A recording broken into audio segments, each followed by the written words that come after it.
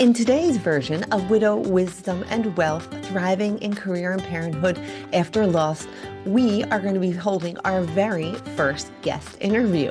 And who is it? Well, I only thought it was fair if it was myself. I'm recorded this interview so that the guests that we are inviting to join us, as well as for the listeners, can understand a little bit more about the format, about the question, about the stories and the journeys that we're going to be asking our guests to share, a little bit of their wisdom and how we can all learn from one another.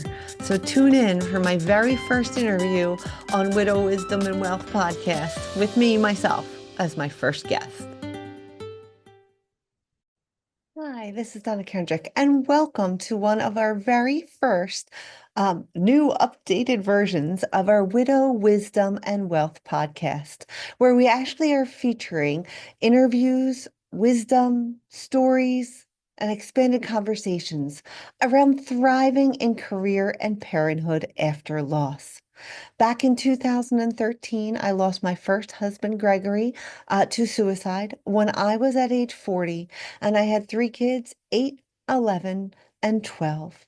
And in the past 12 years, I have been on a mission, a journey to recreate my own lives and to help make the other lives of widows and widowers, and yeah, ultimately other families in transition, people facing divorcehood, and blended families, to help make um, lemonade out of their lemons, to help make good financial decisions, and to help give themselves grace, and to use the support of their community, of education, of fellow experiences of other widows and widowers and families in transition to boost the level of their family and to boost their own experiences.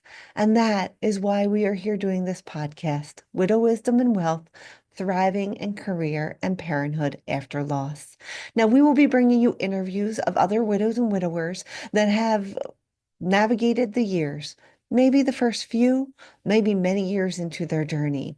And they're going to tell us a little bit about their story. How did their family structure look before the loss? Their story of loss. And then how did they move forward with their career and being a sole parent? That's a parent that just is doing it all on their own. Where did they lean in? How did they use their community, their support, their professionals to help them move forward? And there'll be three questions we're going to ask all of our interviewees. What was their biggest challenge? Where did you decide to give yourself a little grace? And what piece of wisdom would you want to share with our listeners, the other widows and widowers navigating sole parents, navigating parenthood, and balancing their career? I can't wait to dig in and join with you in these conversations. And so I thought it would be fair, only if the very first interview we shared was one with myself. I talked a little bit earlier about when we were recreating this podcast about the ability to be genuine, to be forthcoming. So I felt for many of my listeners, and many of you might have listened to our 2 years of podcast prior to this, where we gave a lot of financial education and life experiences, to really share with you the genuine story of my loss. How did I fully recreate my career? What were some of those challenges, those roadblocks, those successes? And how did I navigate parenthood in the early years? And where does it feel now? Now I've blended families. I got remarried 2 years ago. And that might be a little conversation for later. My husband, Jim, will be joining us on some of these podcasts. For now, though, I want you to understand my story as I sit in front of you, because I think it's when we share our stories that we learn from others. And if I'm going to be asking some people to be pretty genuine and pretty vulnerable, and to be sharing their wisdom, sharing what worked and what didn't, then it's only fair that I start with myself. So, hi, I'm Donna Jean Kendrick. My maiden name is Sefton. I am the owner of Sefton Financial, where we actually provide financial guidance for families in transition, those in widowhood, divorce, and blended families. I'm also the author of A Guide to Widowhood, Navigating the First 3 Years with Your Heart, Soul, and Finances Intact, as well as Navigating Blended Families, I have a book called A Guide to Blending Families, when we actually merge assets and navigate financial conversations. So yeah, this is my wheelhouse. But how did I get here? Well, I was born and raised in Philadelphia, my friends. And we're gonna fast forward. I am Penn State proud. If you're watching this on YouTube, you'll see my blue and white background. We have two children attending Penn State now, and my husband Jim also attended Penn State, and so did his sister, and so did his brother-in-law, and so did many people in my community. Growing up in Philadelphia, I was lucky enough. My dad actually bartered his services as a janitor to help my sister and I have a private education in our grade school, which moved forward to a private education into high school. And I didn't even know it was an all-girls Ukrainian Catholic high school. I can honestly tell you, I did not know that college was an option. I really believe that everyone, you just went from high school, just like you went from grade school to high school, that we went from high school to college. And it's when I got into college that I realized how different it was to be in a co-ed college, right? Where sometimes I would wait like a little girl in a Catholic uniform, but in college, raising my hand, waiting for the professor to call on me, and I'd hear other people calling out answers. I was like, oh my gosh, that's not how we do it, right? So I had to learn on my own just to even navigate that part of being a woman in business, being a woman in the classroom, in a community that wasn't just all women based, right? Like it was co-ed, it was college, it's the real world. I had been so many years away from it and really into my team sports in high school, into my academics, that I kind of lost sight of how to play in this real world in a co-ed space. But Penn State, yeah, that taught me pretty quick, and I loved it, right? So we'll go on from there. My degree was in QBA, quantitative business analysis, which is pretty much like statistics for business. Went on and got my MBA and got married. I got married in the year 2000 to my first husband, Gregory. So Gregory loved the fact that we got married in the year 2000 because he figured he would never forget our anniversary. He would just take, okay, it's 2025 minus 2000, that's 25 years marriage. Thought it was easy math. But it was great. And so we both at the same time had careers. I call ourselves yuppies, young urban professionals. We had our very first house in Cherry Hill, New Jersey, over the bridge from Philadelphia. And we moved into our first house with a good deposit. We were both really pretty good at budgeting and savings. We had the blessing of being able to live both with our parents after college to be able to save some money. I did move out and move away to Ohio, but wound right back out to Philadelphia a few years later. And we had enough money to put a down payment on our house. So our first house is a single home, which was well beyond how we both grew up. We grew up in row homes in Philadelphia. I think now you guys call them townhomes, but 80 houses all strung together with a cement backyard.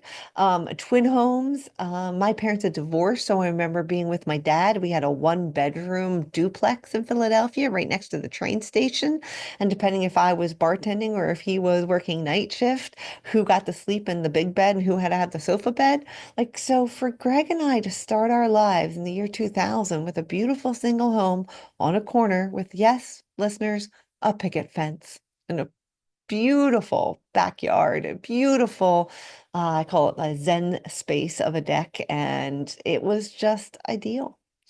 And we welcomed our first two kids, and then we had a decision to make of whose career we were going to follow. Greg at that time worked for was Department of Justice. He specialized in the immigration and customs and was had the opportunity to go abroad and work with the embassy in Rome through his position.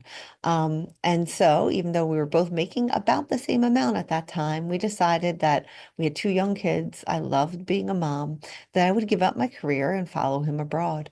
So, over the next 7 years, we kind of went back and forth from Rome, kind of felt like a military life. Came back home stateside, had our third child, and then went back for like a 4 to 5 year stint. Came back stateside in 2011 and then moved back to the Philadelphia area in 2013. Greg had gotten positioned back to the Philadelphia office, which was always his dream to be close to family and friends again. And after all those years of kind of traveling, it was nice. It was nice to have the support raising some kids. My kids at that time were 8, 11, and 12. And we had moved into, yeah, a suburb of Philadelphia. And probably about 3 months later, we lost Greg. He had taken his own life. And I was left with a brand new house, a brand new part-time job. I was making $17,000 a year, maybe a little bit more, and three little kids that were navigating a brand new school district, being the new kids on the block, and then losing their dad. They were 8, 11, and 12. And that was one of those pauses in life where you just take a deep breath and you feel like you're in a snow globe that someone shook real fast and life is spinning around you and you don't know if you're doing it right. You don't know the next best steps. So that's a story of my family and a story of my loss. Well, here comes the story of my career. So one of the biggest pieces that helped me, and I'm sure as we share our stories on these podcasts, you'll hear more, was literally the advice of my financial advisor after the loss of Greg. And like many people, probably about 70% of women especially, they switch financial advisors after the loss of their spouse, either because they're looking for someone who can just give them more customized advice, or maybe the financial advisor had more of a relationship with the late spouse, or maybe they just want a new relationship. Greg and I had a financial advisor early on in our lives when we just had two babies. No, maybe we had the three. We had the three babies. Before we went to Rome for the longest run of our stay there. He helped us invest money from that Cherry Hill house that we had. We sold it before the bubble burst in 2008. So we actually had a nice profit. And that was the foundation to mine and Greg's financial strength.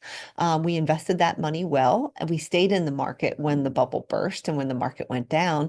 So when we came back in 2013, we had enough money for a down payment on a house plus a little extra. And that little extra helped me stay working part-time when we came stateside so I could still um, really take care of our kids, right? Because they had a big transition living internationally to coming stateside. My husband traveled a lot with work, so I didn't have a lot of flexibility in my own career. And we lived probably about an hour and a half above the rest of our family. So it's not like we had grandmoms and grandpops and aunts and uncles to help us with daycare or any other type of support. We were building ourselves in our new community. But also that financial advisor before Greg and I left was the one who recommended life insurance for us. So between reviewing Greg's work benefits and selecting good benefits and a private life insurance policy that Greg and I had, that is what kept me afloat after we lost Greg. So it was the advice of a financial advisor very early on in our 20s that protected me at age 40 and allowed me to keep my home, to keep the lights on, to educate my kids. I put some money from that life insurance aside to help educate them for the college years using a 529 program. But like many others, I switched financial advisors. That original financial advisor that gave us that foundation, that great advice, had kind of moved his practice. So he was helping small businesses and succession plans. I needed someone that was willing to hold my hand as a widow. I needed someone who was willing to let me cry and kind of lose my cadooties. There's another word I would use, starts with an S, has a sh sound in the beginning and ends with a T, but I don't know if I can say that on a podcast. But yeah, I would lose my sometimes. And I need someone that could stay at the table with me, hand me tissue, let me regroup, give me a minute. And to know maybe that wasn't the day for me to make financial decisions. I needed a partner in my finances. And I was pretty financially savvy. I kind of knew where everything was with Greg and I. I handled the day-to-day finances. I had an education, pretty much business and statistics. I had my MBA at that point in time. Like I knew where things were. But emotionally, I didn't know the next best step. Financially, as a widow, I didn't know the next best step. Navigating life insurance applications, not a clue. Navigating pensions, health benefits, just need someone to help me slow the roll. So I did switch financial advisors. I found somebody who worked with another widow that I had watched over the years, I would say succeed, right? Stay afloat while she raised four kids. And I asked, who's your financial advisor? And that's who I went to. I interviewed many, but that was the one I went to. And the advice that that financial advisor gave me over those next 2 years is what I really believe set me up for a foundation as a sole parent that allowed me to take some time to breathe, to mend my heart after the loss of Greg, and to still keep my finances afloat, making decisions that were immediate, ones I could table for a little bit, the ones to dream further down the line. When could I allow myself to make those decisions? He helped me with a framework. He helped me understand the immediate, the necessities, helped me understand Social Security, next best steps with all that paperwork.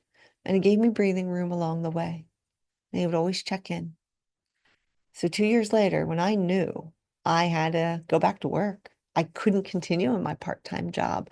I had to recreate my career. And because of that life insurance, I had a little bit of a cushion. So I could support daily living with the help of Social Security and some of that life insurance money. Um, so I could take some time and recreate my career. And so I sat down with that financial advisor and said, hey, what you did for me as a widow, I want to do that for other people. How'd you get into the industry? And he really helped with what education I needed, what licensings I needed for federal, for state, for health and life insurance, what maybe future designations would I want. I am a CFP right now, a certified financial planner. And I kind of knew from day one, if I was going to recreate my career, that was a designation I was going to have. I wanted a higher level of ethics. I wanted to be surrounded with other professionals of years of experience, and I wanted to learn from them and alongside of them. I wanted to be at the top of technology and how technology works in this industry, because I was going in my mid 40s, this industry, and I needed to accelerate my ability to engage with clients by using technology on the back end to help me with the business part of life. That advisor helped mentor me through. That advisor always set um, the bar for me of how to be genuine, how to have conversations worth having with my clients, with my colleagues, with the systems and the ways that we run our business here, and how to really specialize my practice to add value to the people I wanted. Now, through all of that, I was trying to raise three kids. They were hitting their teenage years. The little one, James, was learning to speak English all the time in school. And by the way, he was educated both in the Italian school system and preschool, as well as the British school system. So this was his really first time in the American school system. And how was that going for him? And also, he was little. He was in grade school. His brother and sister were in middle school. And they had a longer time to be children of their dad, right? And their loss felt very different than his. So here I was, a widow, flipping her career on her head 2 years after the loss of a husband, healing my own soul, understanding my own worth as a person after his suicide. That kind of does a little number on your head at times of, as a partner, how valuable am I? Yeah.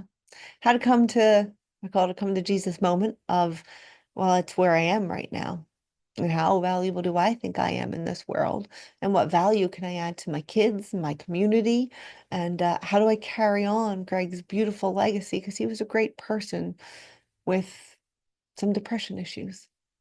How do I carry on his life through my kids and through my work? Because he's not here to do it. I had the challenge of raising my kids with input from extended family, some of it great.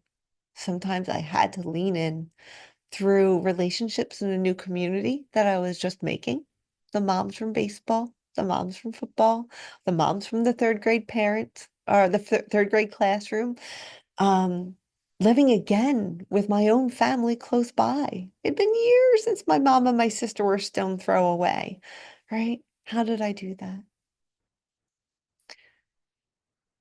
How do you set the boundaries with your kids when it's just you making the rules in the house? I will share. Sometimes that is freeing because it was my way and only my way all the time. And sometimes it was a challenge.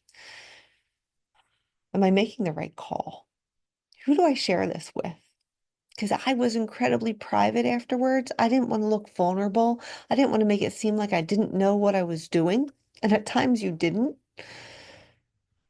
I was extremely stubborn just by who I am and by the fact that I wanted my kids to see that they could lean in on me, that they could fall apart, and I wasn't going to.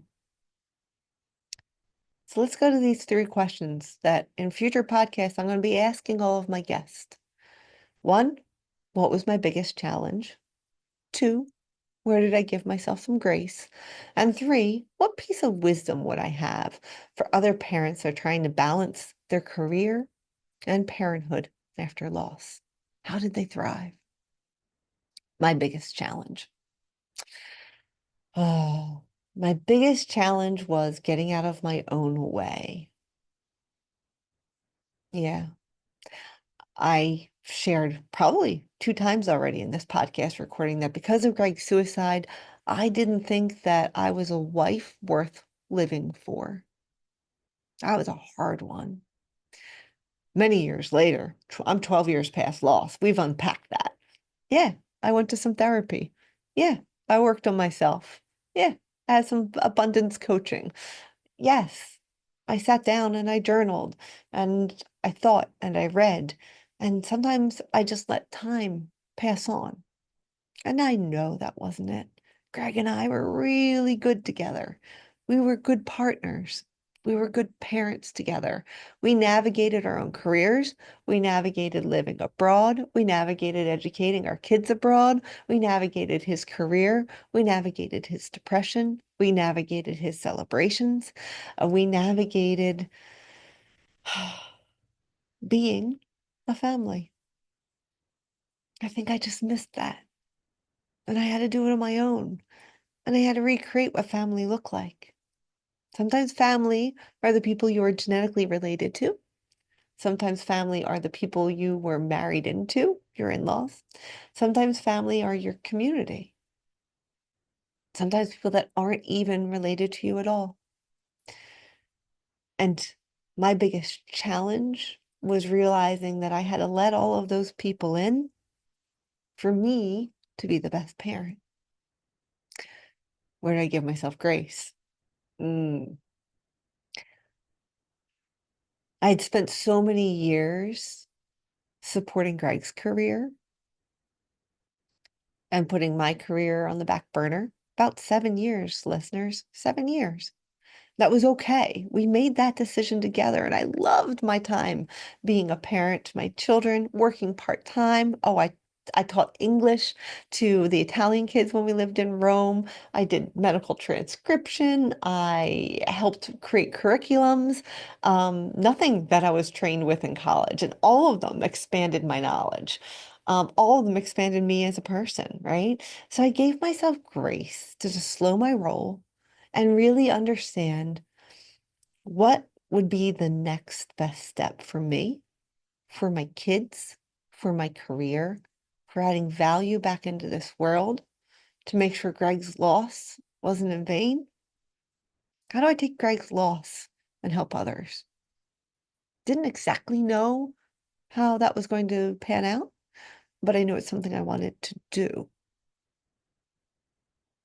That is where I gave myself grace to just kind of figure it out, to go with my gut instincts at times, to let this career path unwind, to not be so rigid in what it had to look like, to allow it to form itself within parameters, financial parameters. After 2 years, if my career wasn't making X amount of dollars, I was out. I had to go find a W-2 job. I had to bring in some benefits. I had to bring in some money. I had to keep things afloat. Yeah. I gave myself grace, a little bit of time. I did lean in on my financial advisor to be like, hey, how much money can I afford to support myself with if I recreate my career? And once I get back, how much do I have to start saving for retirement so that I can finally retire one day? Because remember, when I lost Greg, he was a breadwinner. I lost all of his ability to save into retirement. So yeah, I gave myself grace to let this new career expand. And what piece of wisdom would I have for other parents balancing the career and sole parenthood? I think maybe I already shared that's the biggest challenge of me getting in my own way. Um, the wisdom I would have is to keep what you need to private. Sometimes when you share a little too much too early, you get a whole lot of very helpful advice, and it can feel very spinny. So share what you need to. Find that one person that is going to be your confidant. Sometimes it's a best friend, sometimes it's a sister-in-law, sometimes it might be a counselor. But use that one person until you can kind of get the ground underneath you. And then you can start to peel back the onion. Then you can start to share the stories and the wisdom. But it's okay to be a little private when you figure it all out. It's okay not to put all of your worries on the table with your coworkers when you go back to work. It's okay to be a little stoic. My dad was from Britain. I learned really well from my grandparents how to be stoic. Maybe it didn't serve me well all of the time, but I have to really respect that part of me. It's okay to do it your own way. It's okay. You're doing the best you can with the tools you have in your tool chest. And it's okay to know when to share your story. So that's the wisdom I would have for other parents. You don't have to let it all hang out in the beginning. But once you get your groove on, please share it. Please help others around you. Please share your gifts. So I hope that made some sense. God knows. My name is Donna Kendrick, and I am here as your host on Widow, Wisdom, and Wealth, navigating and thriving in career and parenthood after loss. I hope my story shared helped you a bit, and I hope the stories that you learn from others will help in the future. Thank you for listening.